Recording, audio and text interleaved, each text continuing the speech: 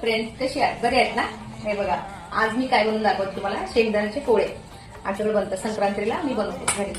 पण मी बनवले, खाल्लं, पण तुटले. आता परत बनवते तर दाखवते. मी हे पहिलेच केले, दाखवलं पाहिजे होतं तुम्हाला. मग सांगते तुम्हाला कसं करायचं ते. शेंगदाणा 1 किलो, तीळ अर्धा किलो आणि गूळ 1 किलो. तर शेंगदाणा छान भाजून घ्यायची आणि तीळ पण भाजून घ्यायची. त्याला थंड व्हायला ठेवायचं. मिक्सीमध्ये वाटून घ्यायची मस्त असं दरदरा. म्हणजे जास्त बारीक करायचं नाही, थोडंसं ठेवायची जाडसर.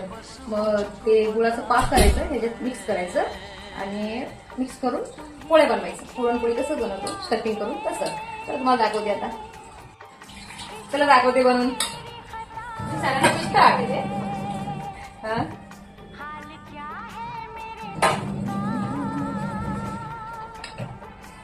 इतकं हेल्दी आहे ना, खूप छान लागते खायला. पण आमच्या घरी सगळ्यांना आवडतं.